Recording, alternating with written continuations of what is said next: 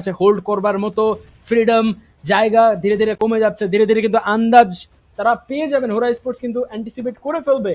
ওই ছোট্ট একটা জায়গার ভিতরে হিটম্যান আর রাউডি দুইজন আছেন। Nice. নক বের করলেন হিটম্যান, চমৎকার নক। স্কাই হোরা taken down. It's a 3 versus 2 fight. এবার রিস্ক কি নেবেন আদৌ? স্মোক যদি থাকে তাহলে ভিজুয়াল একটা কন্ট্রোল কিন্তু নিতেই পারেন। খড়ের গাদার পেছনে আদৌ আছে কিনা দেখবার একটা চেষ্টা। ব্যাক টু ব্যাক দুটো মোলোটভ, একটা সামনে একটা পেছনে, দুদিক থেকে কিন্তু প্রেসার ক্রিয়েটের চেষ্টা। মাফিয়া নিনজা এখান থেকে কিন্তু ছিলেন, বাট স্কাই হোরা Okay, nice knock. Hitman down হয়ে গেছেন। আবারও কিন্তু একটা বিপদ তৈরি হয়ে গেল। Rowdy can he go for the knock? HP অনেকটাই কমে গেছে।